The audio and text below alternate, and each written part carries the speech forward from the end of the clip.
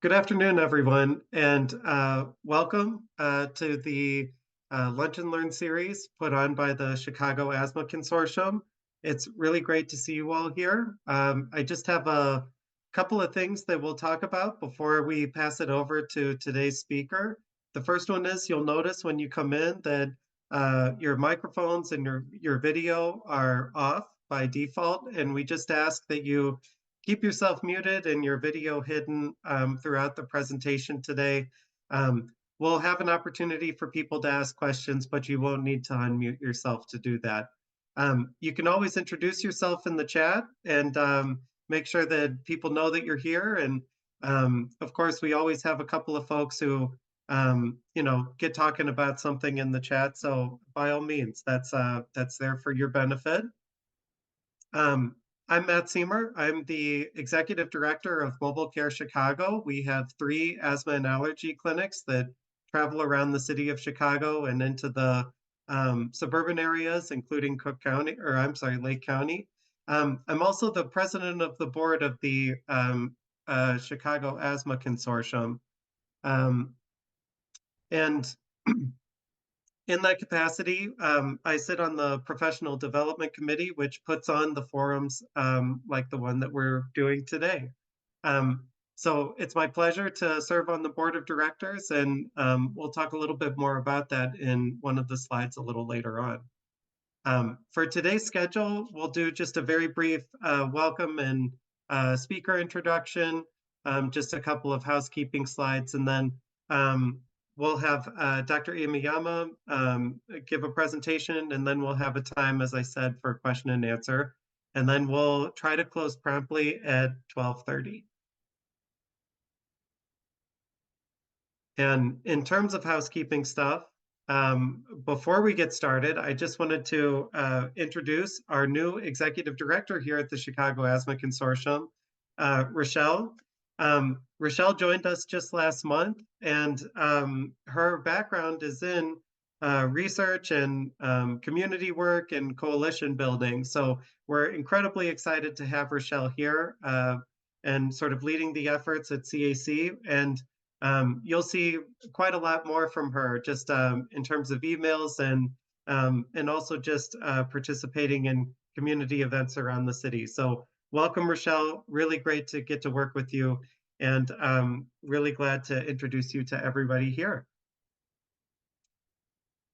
A couple of other things real quick. Again, we'll keep video and audio off during the presentation, just so that we can make sure that we can all focus on what Dr. Imayama is saying. We'll use the chat to introduce ourselves and say hello, and also to ask any questions that you have during the presentation. I'll make sure to aggregate all of the questions we receive, and then at the end of the presentation, we'll present all of your questions to Dr. Imayama and get her responses. And then about 5 minutes before close, you'll see that we'll send out an evaluation. This is really important. It helps us to determine topics that are relevant for you, and just make sure that, as we continue to do this Lunch and Learn series, we're focusing on the things that people really want to know about. If you have technical difficulty, you can contact Mary Eileen in the chat function, or Association Manager for the Chicago Asthma Consortium. You can also email us at info@chicagoasthma.org. A little bit about the Chicago Asthma Consortium for those of you who are coming to us for the first time. Our mission is to improve the quality of life for people with asthma through advocacy, education, and collaboration. And a lot of what we do is bringing people together on issues that we all have in common, and sort of combining all of the various skills and expertise areas that we have towards the common goal of helping people who have asthma. And again, our purpose is to really be that aggregator, that networking source, and to sort of cross-section across all of the different people who care about asthma, including people who are living with asthma or people who are caring for people who live with asthma. If you're interested in knowing more about what we do, you can always look on our website at chicagoasthma.org. And you can become a member of the CAC if you're not a member already.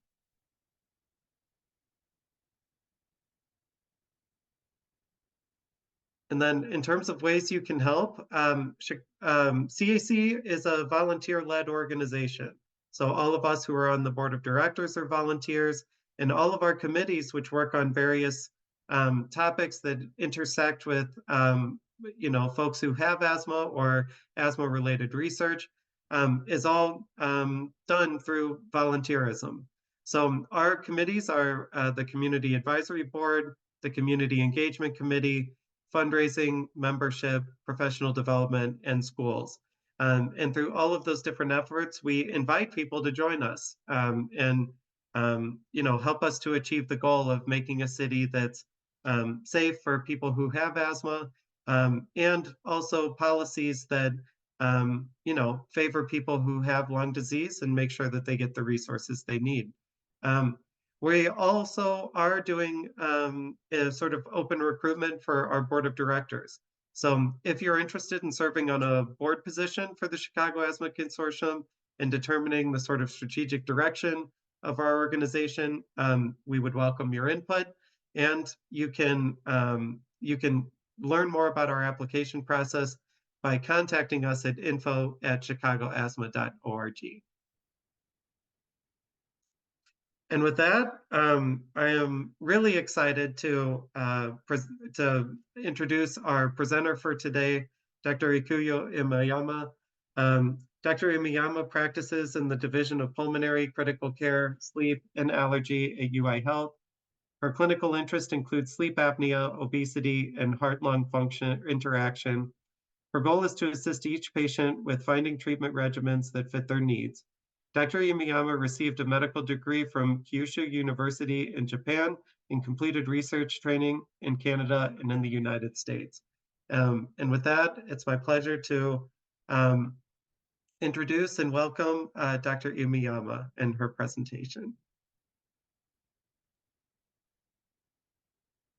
Well, thank you for the kind introduction. Appreciate it. Let me share my slide. All right. Can you see the slide okay? All right. Okay. Well, nice to meet you. My name is Ikuyo. As as I go along with the presentation, please feel free to ask me questions or put in the chat box of your questions. Today, I'll be talking about asthma and sleep apnea. It's a pretty it's known that it's related. Still mysterious about how it is actually connected, but I'm hoping that I can give you some ideas about why are these two conditions are related to each other. Okay.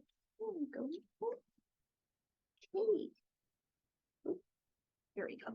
So today's goal is I'm going to talk about two things. One is that the general concept of how sleep affects the breathing. And then the next part, I will talk about what we know about the relationship between sleep apnea and asthma. So the first part is asthma. Asthma is a breathing condition, as everybody knows, and it's really results from tightening of the bronchus, which is the small airway pipes inside the lung. When triggered, the airway will tighten up so that it will be difficult to breathe out. And breathing through the narrow airway will cause what we call expiratory wheezing, which is a wheezing that happens when you're trying to breathe out. And this is characteristics of asthma. The other characteristic is that asthma is an intermittent condition. So when you're in that attack, you will have a narrowing of the airway, but it does resolve when you're not in the asthma attack. Then the sleep apnea. Sleep apnea is a breathing problem that happens only in sleep. So if the people are snoring while they're awake, it's different from sleep apnea. Main mechanisms of sleep apnea is upper airway collapse. So what's the upper airway? This is a good figures about it. So it consists of nose, mouth, tongue, and the voice box. Around this area is called the upper airway. Any narrowing and collapse from in this section can trigger a sleep apnea. Most common part that collapses in the sleep apnea is the tongue. Tongue is a big muscle that goes all the way to the back of the throat and sits in front of the windpipe. When tongue relaxes in sleep, like other muscles, it will go backwards. And unfortunately, well, most cases people sleep on the back, which means that gravity will pull the tongue muscle towards the airway, and that causes the narrowing. Narrowing of the airway causes snoring, and complete collapse will cause stop breathing. And this is a very most common part that the airway collapses happens in sleep apnea. So I talked about sleep apnea and asthma. Sleep apnea is the issue of the upper airway, which is right over here. Then I'm talking about the asthma, which is the respiratory problems of the lower airway. So it's kind of odd to have issues in the two separate areas of breathing. However, if you look at this diagram, you can see that the air comes from the nose, goes all the way to the back of the throat, goes to the lung. You can see that the breathing system is actually connected. Nose is the air filter for the lungs, so it will filter everything. And if there is something going on in the air that you inhale, they need to communicate with the lower part of the lung because they don't want something that they don't like coming in. So there is a connection between the upper and the lower airway. One of the example is allergic rhinitis and asthma. People with allergic rhinitis tends to have asthma. And what happens in, there is a nice experiment, but when people the researchers put in the allergen in the nose, quickly that the lower lung will constrict like an asthma attack to block the air coming in. And they think that there are three different pathways.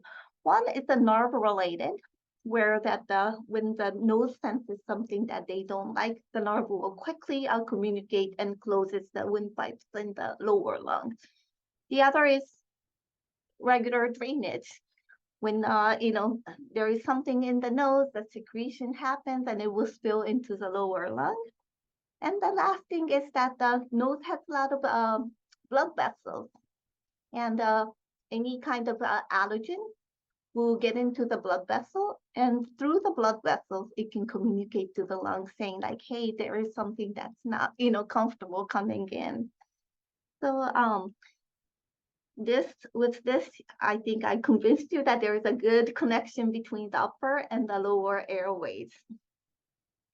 All right, so just bringing back the topic to regular sleep. I would like to talk a little bit about how breathing can get affected in sleep, because when we sleep, the breathing is very different from when you're awake. I'll talk three components: upper airway, sleep apnea, breathing muscle, and the breathing control. So the first part is upper airway. As I explained to you earlier, sleep apnea is that the upper airway collapse mainly happening around here. And when we sleep, actually, because the muscle relaxes, overall, the upper airway structure tends to collapse and puts people more prone to having sleep apnea. Second factor is the breathing muscle. So when we're awake, we use the muscles from neck, chest, back, abdomen, and diaphragm to breathe. You might have heard about the sleep period called REM sleep, where all the muscle except diaphragm paralyzes in sleep. Then you can tell that the breathing function significantly decreases in sleep. So everybody who have a breathing condition, actually their breathing tends to be worse when they are sleeping. All right. And lastly is the brain mechanisms. So breathing is controlled by brain, and brain monitors your oxygen. You inhale the air to get the oxygen and exhale the carbon dioxide to get rid of the carbon dioxide. And the brain keeps a close eye on these parameters to maintain your breathing. However, when the brain goes to sleep, they also become less responsive, and this figure actually talks about that. So left side is a responsiveness to carbon dioxide, which everybody exhales when we breathe. So what it is showing is that the x-axis is a change in carbon dioxide. So increasing the carbon dioxide will increase breathing so that we can get rid of the carbon dioxide. So green line is awake. So when there is a little accumulation of the carbon dioxide, the breathing will increase. However, these are different stages of sleep. You can see that this line is more flat, which means that they are less responsive to these changes. So when you're asleep, you need to accumulate more carbon dioxide for your brain to say like, hey, breathe so that we can get rid of the carbon dioxide. Same thing happens for the oxygen. Right side is the oxygen. Ooh. I noticed that you cannot see my, are you able to see my arrows or no? Maybe not. Okay, so the right side is the similar responses with the oxygen. When we are awake, that the response is brisk, that when there is a decrease in oxygen, promptly brain will make you breathe more. However, when you're asleep, it tends to be less responsive. And this is what happens in sleep. So this is the result of one of the sleep studies. Top part is a sleep stage. So people fall asleep, shallow sleep, deep sleep, dreaming phase, shallow sleep, deep sleep, wake up. And that happens frequently overnight. The red is called REM sleep, where all the muscle relaxes in sleep.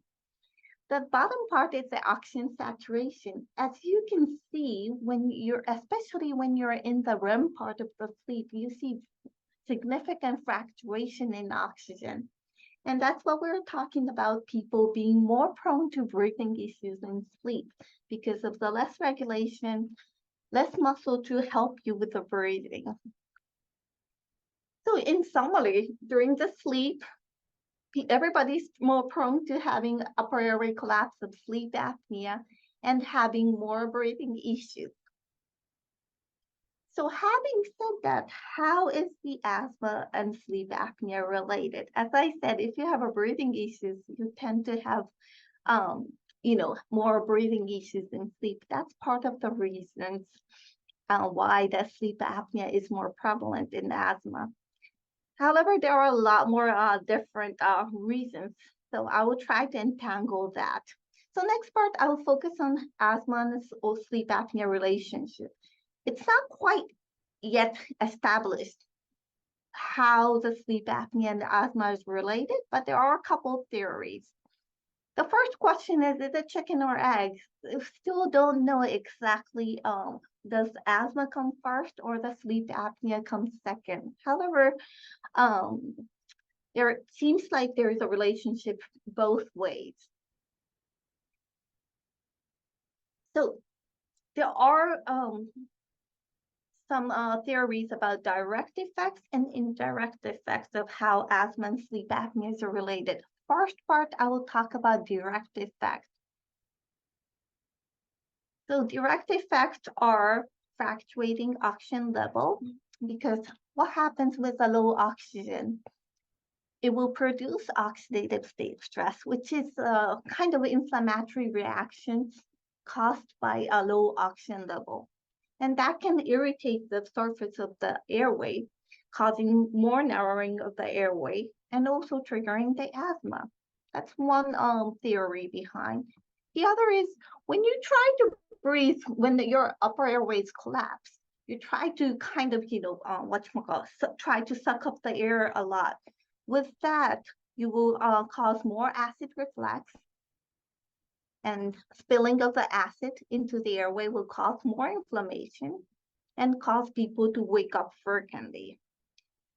Frequently waking up will cause more acid reflux and cause more nerve balance. When you're asleep, you wanted to relax, but because of this, choking episodes, people get more activated, and that can cause more issues with heart and the asthma.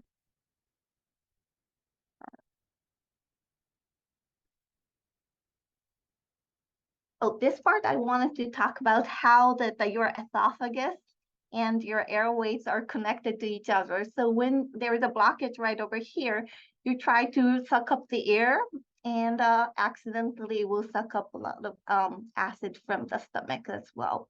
And that's the mechanisms of how acid reflux gets worsened with untreated sleep apnea. Uh, Um, this is kind of the mechanisms how nerve responses in the sleep apnea can trigger more asthma. So if you're trying to breathe through the closed airway, you're gonna activate the nerves that would trigger the asthma. And that's part of the underlying reasons why we think that sleep apnea is related to asthma. And the other part is that the shared risk factors, sleep apnea, asthma, both has common risk factors: weight, acid reflux, smoking, air pollution, nose condition, narrow airways, polyps. And because of the prevalence of these risk factors in both asthma and sleep apnea, that's part of the reasons for connection between sleep apnea and asthma. And I'll quickly talk about how prevalent sleep apnea is in asthma. Based on the research, about 50%. And if you have asthma, you're 2.6 times more likely to have asthma. And does the body weight play in the association? And that's yes, actually people who have obesity are more likely to have asthma. And with regard to obesity and asthma, how related, it's a big area of research. And this is like a lot of summary, one of the review papers that talk about how obesity and sleep apnea are related. So there are a lot of theories behind it. My last part, I will just quickly explain that there is some trial that says that treating the sleep apnea can reduce your asthma control. And when people use sleep apnea machines, CPAP machine for 6 months, they found out that the asthma attacks reduced about half with using the sleep apnea. So it seems like even though we don't exactly know how sleep apnea and the asthma are related, treating the sleep apnea, if the person has asthma and sleep apnea, can help with the asthma control. So that's all I had for the presentation, just a quick summary table about what I talked about. And I'll be happy to answer any questions if you have any. Wonderful. Thank you so much, Dr. Imayama. And yeah, if anyone has any questions, feel free to put them in the chat. We'll make sure that we get your questions answered. And we do have about 5 minutes if there are any questions that you all have. Um, I I wanted to just ask you a little bit, Dr. Imiyama, about a couple of things that you said. The first one is that you were talking about how there's, I believe you said that 50% of people with asthma have sleep apnea, or was it the other way around? 50% of people with sleep apnea also have symptoms of asthma. The first way, it's from the meta-analysis aggregation of the papers, sorry. It's mainly for the adults, and it's a little skewed because we don't screen everybody for sleep apnea. But then, in general, I think there are, we say that there are more, higher chances of having sleep apnea if you have asthma. However, this is just a simple calculation, and they didn't control for the weight, they didn't control for other diseases. So I think in general, this number seems to be a little bit higher than what I see in the clinical practice. Mm-hmm. And I also wanted to pick up on something that you mentioned about the relationship of like acid reflux and asthma, and like acid reflux then causing inflammation, which then wakes people up, which then causes more reflux, and um, which we do kind of understand, or we have some idea of how that cycle works. But I was just wondering if you could talk a little bit more about the relationship of sleep apnea to acid reflux, um, because that too seems like there's something going on there. And I was just wondering if you wanted to comment on that a little bit and then potentially even bring diet into that, and how that might be a factor. Yeah, so acid reflux, I think there are two parts to it. So if the sleep apnea is not treated, like I explained, people try to, suck up the air with a closed airway. And because you cannot get air from the up, people tend to suck the air more from the stomach and esophagus, and that causes a lot more acid reflux. That's one thing. The other thing is that one of the big risk factors for sleep apnea is obesity.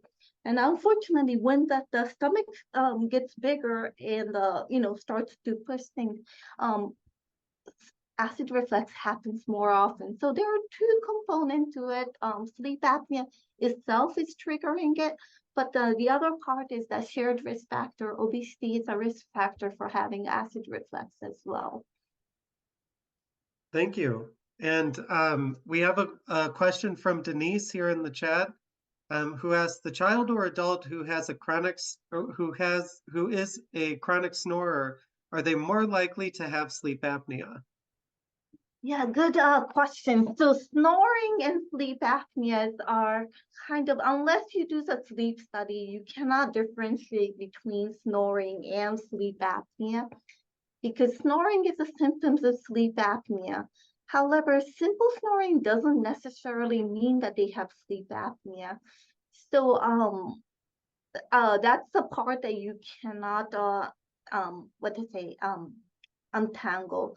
The other part is that this condition is no longer in the diagnosis, but there was a condition called upper airway resistance syndrome where they snore, but it's the respiratory problems are not severe as sleep apnea. So I think I look at this as a kind of a continuation of snoring, flow limitations, and going to sleep apnea. So it's kind of hard to cut it, whether it's a snoring only or sleep apnea. Did that answer the question? Yes, thank you. And I just want to point out, because we are getting close to 12:30, that we put an evaluation link here in the chat. We'll also send it out by email for those of you who want to take it later. But we really appreciate your feedback, and we'd like to know, what you think about these presentations, and if you have any other topics that you would like us to discuss. So please do click on the link in the chat, and we'll keep going for another minute just to see if anyone else has any questions for Dr. Imayama. Um, and yeah, in just about 60 seconds, then we'll wrap up and we'll get everybody on their way.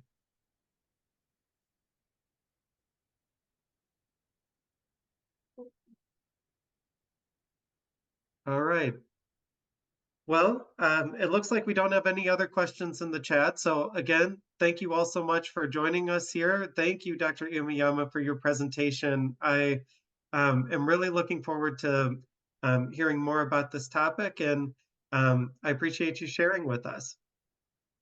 Thank you for the opportunity. Thank you, everybody. Have a All great right. day. Have a great day, everyone.